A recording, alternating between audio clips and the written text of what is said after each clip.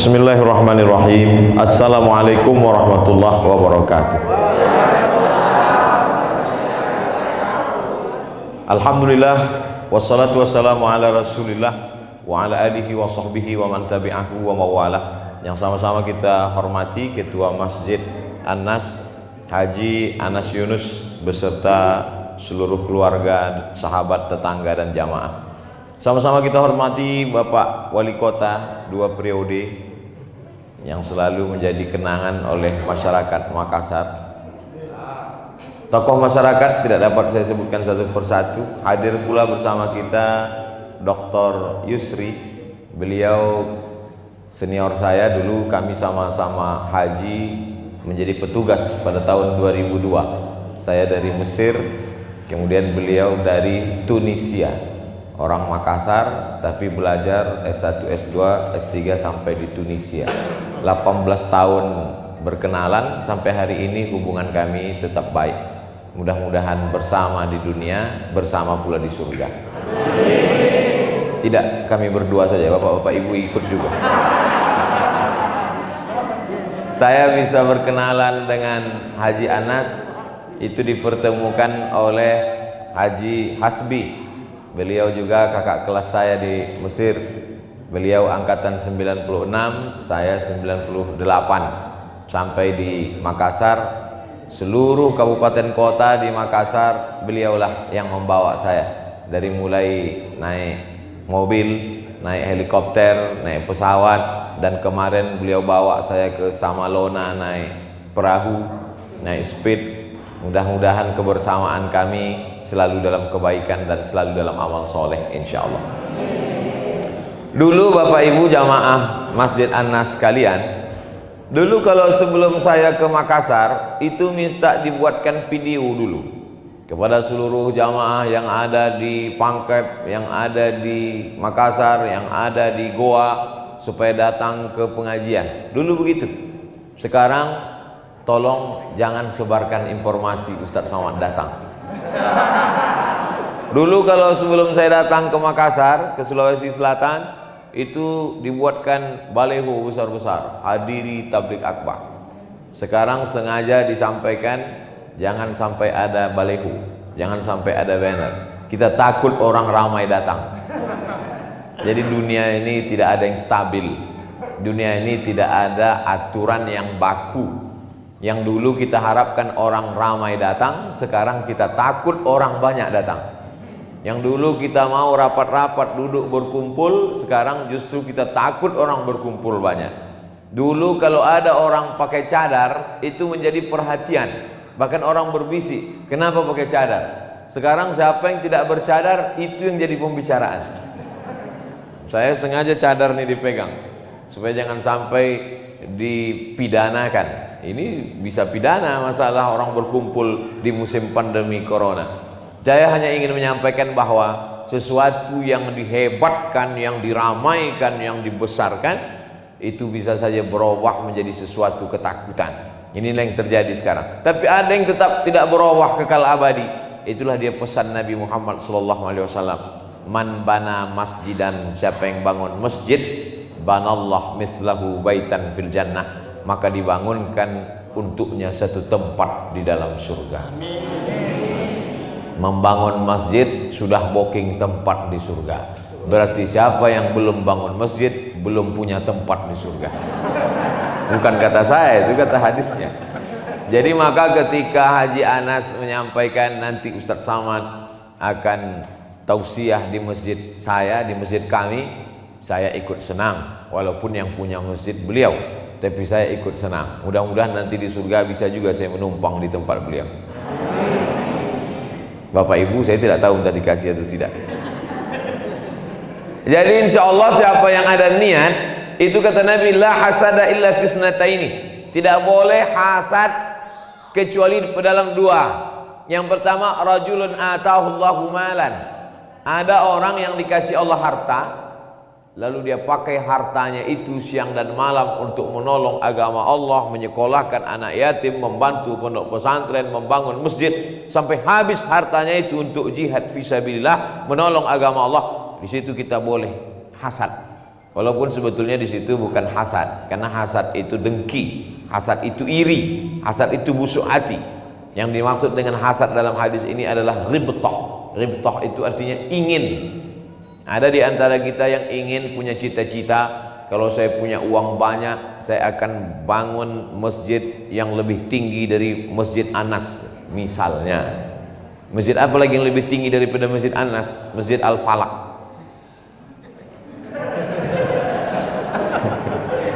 Anak Anas itu terakhir, Anas itu terakhir, tidak ada lagi. Oleh sebab itu maka keinginannya itu niatnya sampai, insyaallah. Innamal a'malu bin niat, segala amal itu dengan niat. Jadi sesungguhnya dengan membangun masjid ini kita sedang mengajarkan ke anak-anak kita. Ini banyak anak-anak hadir, anak-anak laki-laki, anak perempuan. Mereka datang hari ini dibawa oleh ibu bapak. Tapi sebenarnya ibu dengan anak ini sedang mengajarkan, anakku, cita-citamu boleh tinggi, kau menjadi profesor, doktor, menjadi jenderal, menjadi gubernur, wali kota, presiden, tapi yang diinginkan adalah sebelum mati kau sempat bangun masjid. Tidak ada nama yang kekal abadi kecuali nama membangun masjid.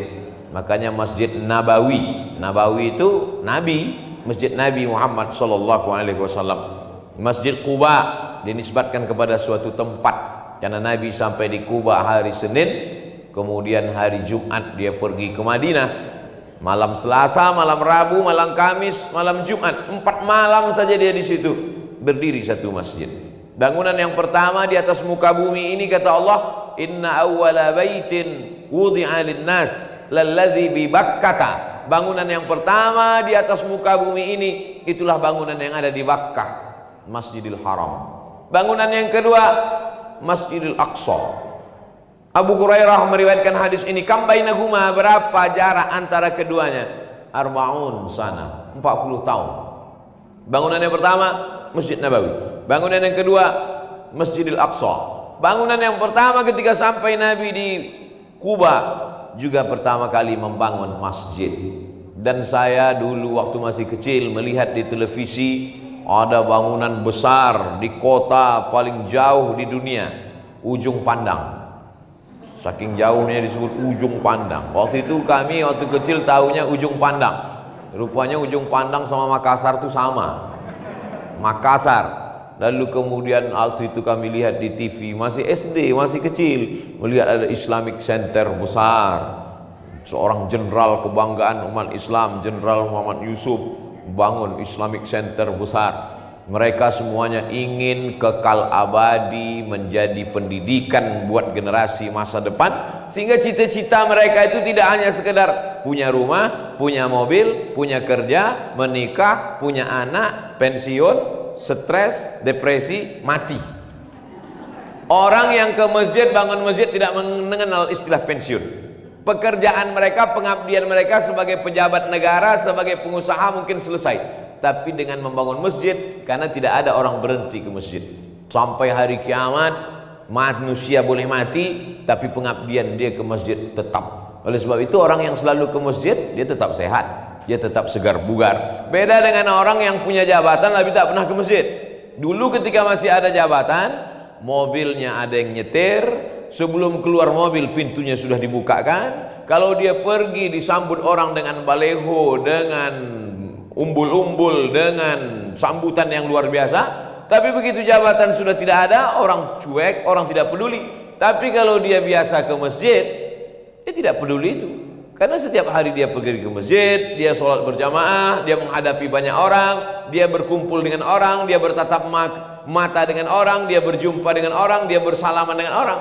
Maka tidak ada istilah pensiun, tidak ada istilah berhenti, karena profesi aslinya adalah da'i, mengajak orang ke jalan Allah. Nahnu du'an qabla kulli syai'. Kita ini adalah da'i sebelum jadi apapun. Jadi kalau dia menjadi gubernur, wali kota, presiden, itu profesi keduanya saja. Profesi pertamanya adalah mengajak orang ke jalan Allah. Cuman caranya macam-macam. Saya mengajaknya dengan ceramah, dengan tausiah, dengan khutbah, dengan kultum. Ustadz Yusri mengajaknya dengan pesantren, dengan kampus, dengan seminar, dengan lokakarya.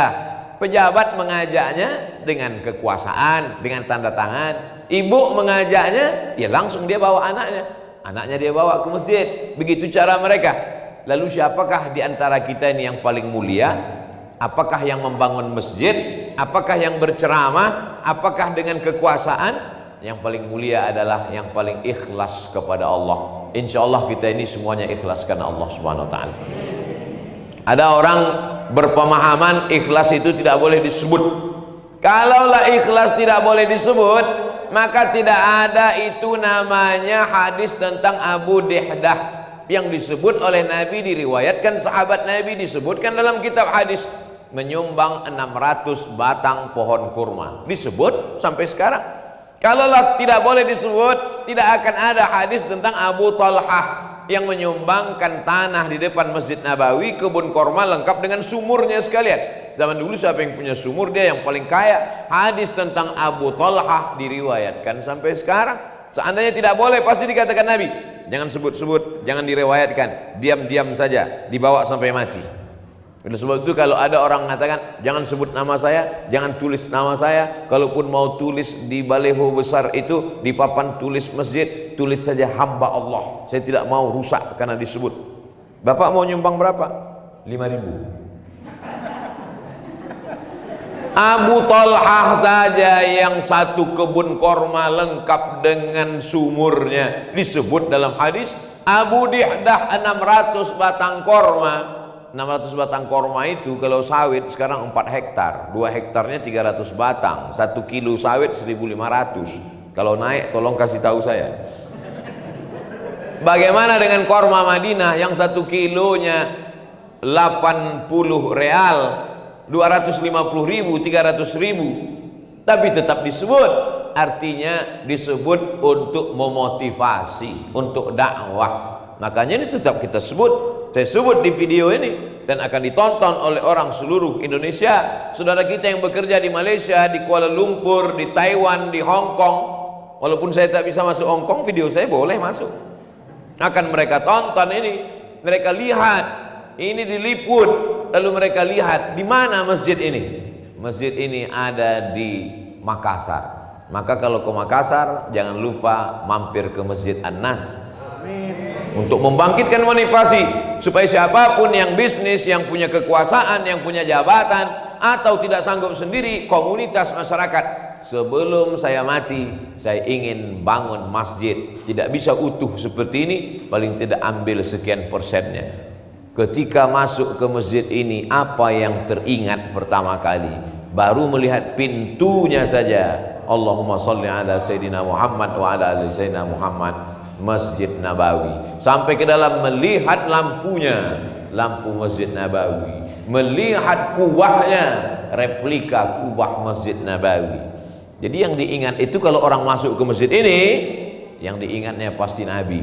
Allah, dia banyak masuk ke masjid ini makin banyak bersolawat karena dia ingat Nabi, dia ingat Masjid Nabawi, dia ingat makam Nabi. Allahumma sholli ala Sayyidina Muhammad, Allahumma sholli ala Muhammad. Kalau dia ngaji, kalau dia tidak ngaji, datang-datang ke Makassar, mampir dia ke Masjid An-Nas, masuk ke dalam ini seperti melihat kucing. Apa kesanmu waktu masuk ke Masjid An-Nas tadi? Emas semua ini gitu ya. Nah, oleh sebab itu perlunya ngaji supaya apa? Supaya sampai kemari dia ingat Nabi. Sampai kemari dia berdoa supaya kalau nanti umurnya panjang, badannya sehat, dia bisa umroh dan sholat ke Masjid Nabawi, berziarah ke makam Nabi Muhammad SAW. Mudah-mudahan corona ini berakhir, kita bisa dapat visa dan umroh ke tanah suci Makkah. Kalau dia sampai ke Masjid An-Nas, dia punya cita-cita, kalau umurku panjang, badanku sehat, aku ingin sebelum mati bangun masjid. Sesuai nama masing-masing. Kalau saya tentu nama masjidnya Masjid As-Somad. Ibu-ibu ya terserah, bapak-bapak ya terserah. Yang penting cita-citanya. Kalau Ustadz Yusri tentu Masjid Al-Yusri, Masjid Al-Hasbi. Nah ini semua al keluarga. Allahumma sholli ala Sayyidina Muhammad wa ala ali Muhammad kama shallaita ala Ibrahim wa ala ali Ibrahim. Jadi kalau ada orang menulis Masjid Al keluarga, karena dia ingin anak cucunya, dia ingin yang diwariskan itu tanah habis, Tidak ada tanah yang kekal abadi nama sertifikat. Nama surat tanah Abdul Somad. Begitu Abdul Somad meninggal, tanah dijual berganti nama BPN, Badan Pertanahan Nasional. Tidak akan mungkin mengekalkan nama itu hilang. Nama kebun habis, nama STNK BPKB dijual sama orang lain, berganti nama, dibawa ke kantor Samsat. Kenapa perlu diganti nama? Andai kendaraan saya dibeli orang, tetap mereka bawa ke kantor Samsat, dirubah, pemilik diganti. Tak akan mungkin dia pertahankan Abdul Somad. Kenapa? Karena petugas pajak tidak akan mengutip kepada kuburan almarhum Abdul Somad. Tapi kalau masjid kekal abadi sampai hari kiamat, subuh mengalir pahalanya, zuhur mengalir pahalanya, asar mengalir pahalanya, maghrib, isya, bahkan di bulan Ramadan iktikaf orang malam muhasabah, jam 2 malam orang tetap iktikaf, mengalir pahalanya. Jadi siapa yang mau kekal abadi panjang umur, tidak ada cara lain kecuali membangun masjid. Yang sudah bangun masjid, alhamdulillah. Yang sudah saya kasih tahu punya niat, insya Allah. Yang sudah disampaikan nggak ada punya niat, innalillah. Masjid ini sudah diresmikan, ada tanda tangan jenderal kebanggaan kita yang selalu ketemu. Saya setiap ke Jakarta kemarin, walaupun tidak ketemu langsung, di video call oleh Ustadz Das'ad Latif bersama Bapak Jenderal Wakil Dewan Masjid Indonesia, Ketua Pak JK, Wakil Pak Jenderal Safrudin. Apa kabar Pak? Alhamdulillah. Apa kabar Ustaz Somad? Alhamdulillah. Mau kemana ini? Mau ke Makassar Pak. Apa pesan-pesan kita untuk Dewan Masjid Indonesia? TV-nya Tawaf TV. Artinya apa? Masjid akan menyatukan kita. Karena masjid ini adalah bangunan yang terdiri dari beberapa unsur. Dulu tidak ada itu kubah, karena Masjid Nabawi itu tidak pakai kubah. Masjid Nabawi itu atapnya hanya pelepah korma yang disusun-susun dengan daun korma supaya ketika hujan tidak masuk air ke dalam, dan ketika panas terik orang tidak kepanasan. Begitu saja. Bangunan kubah ini baru muncul ketika Islam sampai ke Bizantium. Ada seorang kaisar namanya Kaisar Bizanti. Dia bangun kota, nama kotanya Bizantium. Lalu kemudian berubah lagi, muncul kaisar baru namanya Konstantin. Dia robah nama kota menjadi Konstantinopel. Ciri bangunan mereka dibuat batu melengkung. Karena dengan batu melengkung itu tidak ada tiang di tengah. Jadi kalau ada batu melengkung kuat, maka tidak ada tiang di tengah. Makanya masjid ini tak ada tiangnya di tengah. Saya senang kalau sholat di masjid itu tidak ada tiang di tengah, karena sop tidak putus. Sekarang diputus oleh corona. Dulu sop rapat-rapat, dan gara-gara sop rapat ini kadang orang berkelahi di masjid. Yang satu mengatakan kakinya mesti rapat, yang satu mengatakan kalau rapat dia risih, dia tarik. Sampai kelahi gara-gara sop rapat. Setelah selesai datang corona, berdamai mereka. Oleh sebab itu maka ini. Jadi salah satu manfaat dari kubah adalah bangunan melengkung. Jadi awal-awal Islam tidak ada kubah, tapi ketika orang Islam sampai ke Bizantium, Eropa, maka muncullah itu kubah. Lalu kemudian begitu juga dengan mimbar. Awalnya Nabi Muhammad SAW itu hanya menyampaikan khutbah bersandar ke batang pohon kurma, berdiri saja. Datanglah seorang perempuan, lalu kata perempuan ini, di rumahku ada seorang tukang kayu, najjar, tukang kayu. Dia bisa membuatkan mimbar. Apakah engkau setuju kalau kami buatkan mimbar wahai Rasulullah? Kata Nabi, silakan, suruh dia buat mimbar. Maka dibuatkanlah mimbar. Mimbarnya 3 lantai. Lantai 1, tangga 2, tangga 3. Di tangga 3 itulah Nabi berdiri. Tapi mimbar kita tidak pakai tangga, langsung masuk dari belakang, naik ke atas. Macam-macam model mimbar. Ada yang modelnya dari depan, manasoh namanya, seperti yang kita buat, seperti pentas saja. Tapi untuk efisien, tidak banyak makan tempat. Karena kalau pakai tangga pasti akan putus juga tangga ini dari kiri ke kanan. Maka dibuat naik ke atas. Lalu kemudian ada mihrab. Mihrab ini awal mulanya dibuat oleh seorang arsitek dari kota Damaskus, Suriah. Maka dibuatlah mihrab tempat imam. Awalnya Masjid Nabawi tidak pakai mihrab karena garis lurus saja. Mihrab. Ini kreasi. Dari Islam tidak boleh ada patung. Karena malaikat tidak masuk ke dalam rumah kalau di rumah itu ada patung. Innal malaikata, malaikat la tadkhulul buyut, tidak masuk ke dalam rumah fiha tamasil, kalau dalam rumah itu ada patung. Maka Islam datang mengharamkan seni patung, tapi darah seni tidak dihilangkan. Maka berubah dari seni patung menjadi seni kaligrafi. Maka masjid ini dihiasi dengan seni yang sangat indah. Tak ada patung binatang makhluk hidup bernyawa, tak ada. Tapi bunga-bunga, bunga-bunga boleh. Maka dibuatlah hiasan bunga-bunga yang luar biasa. Yang petak-petak ini ciri khas dari khat Kufi. Kufi itu adalah Kufah, Irak. Lalu kemudian tulisan kaligrafi yang Masya Allah, tabarakallah. Banyak jamaah ketika melihat kaligrafi itu menggelengkan kepala. Ketika ditanya oleh temannya, apa yang kau gelengkan? Aku bingung apa bacaannya. Oleh sebab itu padahal ini kaligrafi yang indah-indah sekali. Wa'budu rabbaka hatta ya'tiyakal yaqin. Sembahlah Allah sampai engkau mati. Sampai yang kau yakini itu datang. Makna yang kau yakini itu datang artinya sampai engkau mati jangan berhenti menyembah Allah. Sampai kapan kita ini menyembah Allah? Tenang, sampai mati. Saya sudah tak tahan menyembah Allah, cepat mati. Wa'bud rabbaka hatta ya'tiyakal yaqin. Ya ayyuhalladzina amanu dzkurullaha dzikran katsira.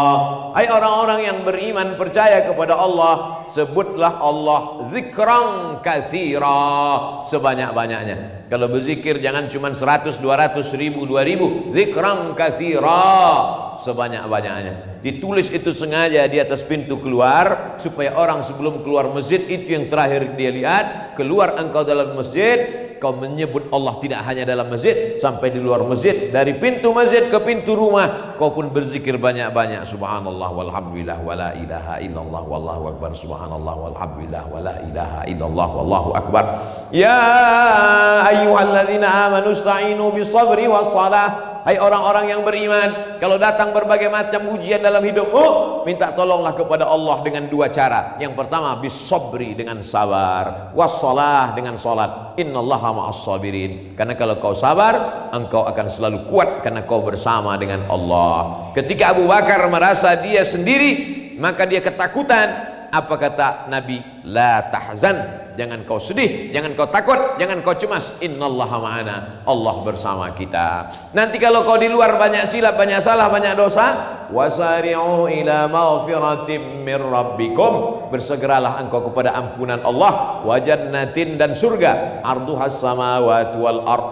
Surga itu luasnya seluas langit dan bumi. Uiddat lil muttaqin, yang dijanjikan untuk orang-orang yang bertakwa. Keliling ini kaligrafi supaya menunjukkan anak-anak kita yang punya bakat seni. Ada yang bakat seni suara, 3 qorinya. Saya beberapa pengajian ditunda. Mohon maaf Pak Ustadz, kita tunda pengajian kita setengah jam lagi. Kenapa Pak? Qori belum datang. Di Masjid An-Nas 3 sekali datang. 3 qori, Masya Allah, tabarakallah, suaranya Masya Allah. Inna lil muttaqina mafaza, kata mereka. Saya cuma mau ngasih tahu, saya bisa juga ngaji. Tentu suara saya tidak bisa menandingi kori-kori kita yang Masya Allah. Jadi anak-anak kita ini bakatnya macam-macam Bapak Ibu. Ada yang suaranya kurang bagus tapi kaligrafinya bagus. Ada yang tulisannya kurang bagus tapi suaranya bagus. Ada yang suara kurang bagus, kaligrafi kurang bagus tapi duit banyak. Oleh sebab itu jangan pernah menyepelekan, meremehkan orang. La tahqiranna minal ma'rufi syai'a. Jangan pernah kau sepelekan walaupun kecil. Oleh sebab itu kita beramal sesuai dengan apa yang diberikan Allah kepada kita. Kita ini seperti jari, ada yang tinggi, ada yang rendah, ada yang gemuk, ada yang kurus, ada yang besar, ada yang kecil. Justru dengan beraneka ragam macam-macam inilah kita bisa bekerja sama. Bayangkan kalau kita sama semuanya, tentu tidak indah. Ada warna-warni, itulah yang membuat dunia ini menjadi indah. Oleh sebab itu, tapi tujuan yang paling kita inginkan adalah ilahi anta maksudi, engkau yang ku maksud ya Allah, wa ridhaka matlubi, ridhamu yang kutuju ya Allah. Ini pemasangan jam ini memang sudah tepat sekali diletakkan di sana supaya setiap penceramah tahu dia selesainya jam berapa. Khotib pun begitu juga, sehingga khotib Jumat begitu dia naik ke atas maka dia langsung khutbah. Dia tahu dimulai jam berapa, ditulis lagi di depan khutbah tidak boleh lebih dari 20 menit. Karena saya ada beberapa masjid juga kita ceramah kadang nggak tahu ustadz ini pantang kalau sudah dapat mikrofon, dia tak tahu berhentinya kapan. Saya sudah dipesan Ustadz Samad, kita selesainya jam 12 masuk waktu zuhur di Makassar. Maka saya tengok dari tadi jam 12. Masya Allah, tabarakallah. Intinya apa? Inti dari masjid ini sesudah dibangun masjid cantik indah belum selesai. Apalagi membangun masjid sudah memakmurkan masjid. Walaupun sekarang katanya Covid tidak boleh berdesak-desakan, tidak boleh ramai-ramai, ini dikasih kali supaya shopnya tetap ada jarak, jaga jarak, pakai masker, cuci tangan, hand sanitizer. Saya sebelum masuk masjid ini cuci tangan dulu tadi, saya wudhu dulu, bukan cuma cuci tangan, cuci kaki saya dulu sebelum masuk. Kenapa yang dicuci itu tangan? Karena tangan yang menyentuh virus, bakteri, kuman, penyakit masuknya lewat lubang-lubang ini, lubang hidung, lubang mulut, lubang mata, dan tangan menyentuh itu. Kalau dia di ujung jari kena. Oleh sebab itu maka itu yang ditutup, maka kita tetap tutup itu. Saya menyampaikan ini supaya suara jelas, karena kalau mulut makanya saya buka, tapi masker tetap saya bawa. Oleh sebab itu, dan saya tidak akan menyampaikan tausiah kalau tidak ada izin dari gugus Covid, dari bapak-bapak kepolisian. Jadi acara kita ini legal, bukan acara ilegal. Dan yang mengawal saya kemari polisi. Tak mungkin saya ditangkap polisi, polisi yang ngawal. Dan saya kemari tidak naik rakit, bukan naik perahu. Saya sampai ke Makassar naik pesawat, dan baru boleh naik pesawat kalau sudah lulus rapid test. Jadi ujung jari ini sudah ditusuk, diambil darahnya, sudah dites, ternyata Ustadz Somad dalam keadaan sehat walafiat. Saya cuma mau ngasih tahu saya sehat, itu aja. Apalagi bertemu dengan bapak ibu, bertemu dengan kakak-kakak kelas senior-senior saya, insya Allah kita semuanya sehat. Mulut sudah ditutup, tangan sudah dicuci, sudah jaga jarak, kena juga takdir. Disitulah makna iman yang keenam, antumina billah wa malaikatihi wa kutubihi wa rusulihi wal yaumil akhir wa biqadri khairihi wa syarrihi. Beriman kepada takdir. Sudah tutup mulut, sudah jaga jarak, sudah cuci tangan, kena Covid juga, takdir. Tapi takdir itu setelah usaha, jangan dibalik. Mulut tidak ditutup, tangannya megang apa macam-macam. Lalu kemudian ketika ditanya, kamu tidak ikut protokol kesehatan, beriman kepada takdir. Ini tidak benar. Kita ahlus sunnah wal jamaah, kita bukan ahlul bid'ah jabariyah. Kita beriman kepada takdir. Yang sudah meninggal dunia, saudara-saudara kita yang kena Covid meninggal dunia, kata Nabi, al-mat'unu syahid. Orang yang kena wabah, mat'un namanya, syahid, matinya mati syahid. Jadi tetangga, sahabat, kawan, saudara kita yang sudah meninggal dunia, jangan terlalu sedih. Jangan habiskan air matamu untuk mereka yang mati syahid, karena kau belum tentu entah mati syahid atau mati konyol. Syahid artinya melihat. Kenapa dia disebut orang mati syahid melihat? Karena sebelum mati dia sudah melihat tempatnya di dalam surga. Syahid disebut juga dia sebagai masyhud, dilihat. Kenapa dia disebut orang yang mati syahid, mati dilihat? Karena kematiannya disaksikan, dilihat oleh para malaikat. Ini kadang keluarganya sedih. Sedih kami Pak Ustadz, kami nggak boleh melihatnya. Dia dibungkus pakai protokol Covid, sholatnya pun dari luar ambulan. Sholatnya pun kami tidak lihat, mandinya tidak lihat. Dia memang tidak dilihat, tapi dia disaksikan oleh para malaikat. Karena kata Nabi, al-mat'unu syahid. Tapi bagi yang belum kena, maka kata Nabi, firra minal majzum, larilah engkau dari penyakit menular, firaraka minal asad, sebagaimana engkau lari dari singa. Penyakit menular ini tidak bisa kita lihat dengan mata. Jadi kalau ada hari ini orang menyikapi masalah penyakit ini, manusia ini terbagi dua. Yang satu yang tidak ada rasa takut sama sekali, yang satu amat sangat ketakutan, ekstrim kanan dan ekstrim kiri. Yang satu nggak ada takutnya sama sekali, bahkan nantang dia. Mana Covid itu? Biar ku masak sama sup saudara. Mana dia? Biar ku telan, kata dia. Yang satu lagi amat sangat takut, sampai semuanya dicuci pakai hand sanitizer. Sangat ketakutan. Sedangkan kita sebagai orang beriman, kita berusaha, kita berikhtiar, kuatkan iman. Kalau imannya kuat, imunnya kuat. Kalau imunnya kuat, di dalam badan kita ini ada tentaranya. Tentara itulah yang disebut oleh imun, oleh medis. Imunnya kuat, tentaranya kuat. Ketika masuk musuh-musuh di dalam, dia diserang. Begitu Covid itu masuk ke badan kita, nyantol di leher dan di paru-paru kita. Tempat pertama dia nempel itu di leher sama paru-paru. Itulah maka tes swab itu yang dimasukkan alatnya itu ke hidung, langsung ke leher untuk ngecek sudah ada tidak tentara musuh di dalam. Begitu dia masuk ke badan kita, maka imun langsung bangkit. Makanya yang tiga ini imunnya lemah: anak kecil, orang tua renta, dan orang yang ada penyakit bawaan. Tiga kelompok ini imunnya lemah. Imun tentara di dalam itu lemah, maka musuh mudah menyerang. Tapi kalau dia ada juga orang tua tapi imunnya kuat. Kenapa? Semangatnya kuat, malamnya tahajud, baca Qur'annya kuat, imunnya kuat. Sebaliknya ada orang muda tapi imunnya lemah karena ada penyakit menular dan lain sebagainya. Oleh sebab itu kita tetap berusaha bertawakal. Salah satunya adalah dengan memakmurkan masjid dengan sholat berjamaah, dengan bertemu dengan tokoh-tokoh masyarakat, bertemu dengan Bapak Wali Kota, bertemu dengan tokoh masyarakat, bertemu dengan Pak Anas Yunus, bertemu dengan Bapak Ibu. Maka insya Allah pertemuan kita ini pun pertemuan yang memanjangkan umur dan memurahkan rezeki. Yang ngomong bukan saya, Nabi. Man ahabba ibusatulahu fi rizqihi, siapa yang mau lapang rezekinya, wa yunsa'alahu fi atharihi, mau panjang umurnya, falyasil rahimahu, hendaklah dia menyambung tali silaturahim. Tidak bisa silaturahim langsung, silaturahim online. Alhamdulillah ini langsung. Beberapa kali dengan masyarakat Makassar online, dengan pejabat-pejabat pembuat akta tanah online. Bahkan sidang munakosah S3 doktor di UIN Alauddin pun kemarin online. Tapi insya Allah surganya tetap offline.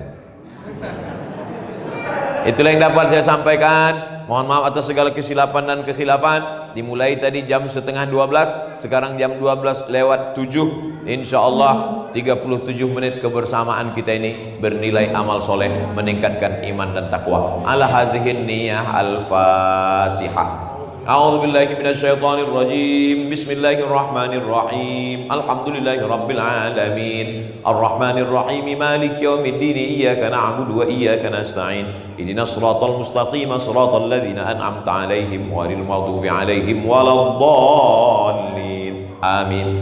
Allahumma shalli ala sayyidina Muhammad wa ala ali sayyidina Muhammad.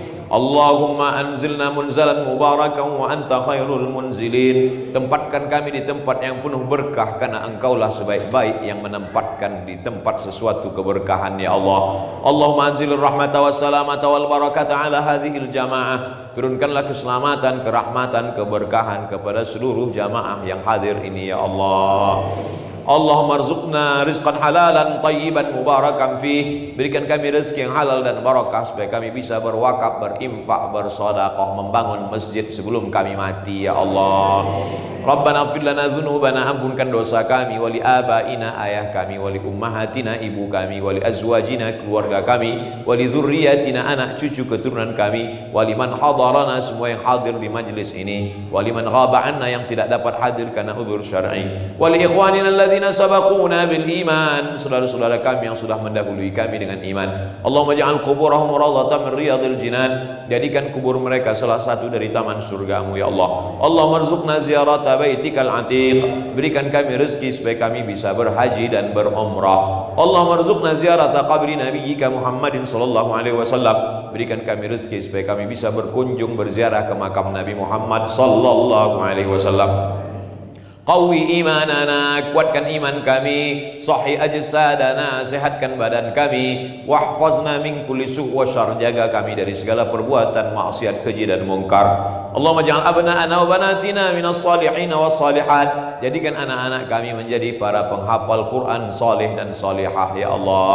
Allahumma arzuqna al-istiqamata 'ala syari'atil gharra, berikan kami istiqamah berpegang teguh dalam ajaran yang benar. Allahumma khtim lana bi husnil khatimah, tutup umur kami dengan husnul khatimah, wala takhtim alaina bi su'il khatimah, jangan tutup dengan su'ul khatimah. Rabbana atina fid dunya hasanah wa fil akhirati hasanah wa qina adzabannar. Wa sallallahu ala sayyidina Muhammad wa ala alihi wa sahbihi wasallam, walhamdulillahi rabbil alamin. Terima kasih segala perhatian, mohon maaf segala kesilapan dan kekhilafan, mohon maaf kata-kata yang tidak berkenan di hati menyinggung perasaan. Wassalamualaikum warahmatullahi wabarakatuh.